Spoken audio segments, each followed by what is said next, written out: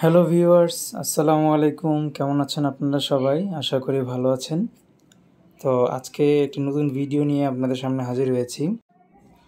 বাসায় এই ৩ পার্টের এই র্যাকটা অনেক দিন যাবৎ পুরনো পড়েছিল। তো এটাকে কিভাবে কাজে লাগানো যায় এই চিন্তা করছিলাম। তো চিন্তা করতে করতে এটাকে টিভির নিচে ট্রলি হিসেবে ব্যবহার করার জন্য একটা আইডিয়া আসলো মাথায়। তো আইডিয়া আসার সাথে সাথেই কাজে নেমে পড়লাম। তো আপনারাও চাইলে এভাবে করে বাসায় কোনো পুরাতন ফার্নিচার থাকলে এটাকে কাজে লাগাতে পারেন। তো ফার্স্টে আমি এই ৩ পার্টের এই র্যাকটাকে আমি ২ পার্ট করার চিন্তাভাবনা করছি। আমি কাজ শুরু করার সাথে সাথেই বাসার এই একমাত্র নবাব আমার ছেলে, সে কাজ করবে আমার সাথে। তো এই জন্য সে আমার সাথে যুক্ত হয়েছে, আমাকে সে সব কাজে হেল্প করবে। তো এক ফাঁকে একটু চা খেয়ে নিলাম। তো চা খেয়ে আমি কাজটা শুরু করলাম। তো প্রথমে মাপ অনুযায়ী ঠিকঠাক মতো কেটে নিলাম। তো সমানভাবে 4টা পায়া আমি কাটবো, কেটে 2টা পার্ট রাখবো, একটা পার্ট আমি আলাদা করে দিব। তো এইভাবে করে খুব সাবধানে মাপ অনুযায়ী কাটা আরম্ভ করলাম। কাটতে কাটতে আপনার 4টা পায়া যখন সমান মাপে কাটা হয়ে যাবে, তখন 2টা পার্ট আমি একসাথে রাখবো, আর একটা পার্ট যেটা আলাদা হয়ে যাবে ওটাকে বাদ দিব। তো এই কাটাকাটিটা একটু সময় লাগছে, বাকি পুরো কাজে বেশি একটা সময় লাগে নাই।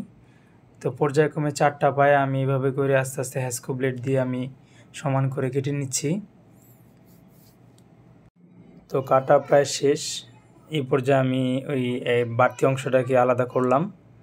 তো আলাদা করার পর এখন আমার পরবর্তী যে কাজটা হবে সেটা হচ্ছে এটাকে পেইন্ট করা। তো সন্ধ্যার দিকে আমি রঙের কাজটা শুরু করলাম। আমি এখানে হলুদ রং ব্যবহার করতেছি। এটা হচ্ছে বার্জারের এনামেল পেন্ট। এই এনামেল পেন্টের সাথে আমি আবার একটু তারপিন অ্যাড করছি। তারপিন অ্যাড করলে রঙটা একটু পাতলা হয় আর দিতে একটু সুবিধা হয়। তো ভালো মতো তারপিনের সাথে মিক্স করে আমি লেয়ারটা দেওয়া শুরু করলাম। একটা কোটি ব্যবহার করছি আমি এই জায়গায়। তো ভালোভাবে যখন আমি ব্রাশ দিয়ে এটাকে পুরোপুরি রং করলাম, তো রং করার পর দেখলাম যে না, ভালোই একটা ফুটে আসতেছে। তো পুরো কাজটা আস্তে আস্তে আমি শেষ করি। আর রংটা করার সময় অবশ্যই খেয়াল রাখবেন ব্রাশটা এক টানে শেষ করার জন্য। এক টানে যখন আপনি দিবেন তখন রংটা জায়গায় জায়গায় জমে যাওয়ার কোনো সম্ভাবনা থাকে না। এই জন্য এক টানে রংটা করলে রঙের ফিনিশিংটা খুব ভালো আসে। হ্যাঁ, আর এখানে আমিও এক টানে দেওয়ার চেষ্টা করতেছি, আর সাথে দেখেন আমার ছোট ছেলে, সেও আমাকে হেল্প করতেছে। রঙের কাজটা খুব সুন্দর করে শেষ করার পর পরবর্তী ধাপে এটাকে ভালো মতো শুকাতে হবে রোদ্রে। এটা 3 দিনের মধ্যে খুব ভালো মতো শুকিয়ে যায়। তো শুকানোর পর এটাকে আমি আস্তে আস্তে করে ড্রয়িং রুমে নিয়ে গেলাম। ড্রয়িং রুমে গিয়ে এটা টিভির নিচে সেট করলাম। তো এইভাবে করেই আসলে পুরনো ফেলে থাকা এই জিনিসটাকে এভাবে কাজে লাগাইলাম। তো আপনারাও চাইলে আপনাদের বাসায় পুরনো যে জিনিসগুলো আছে এইভাবে কিন্তু কাজে লাগাতে পারেন।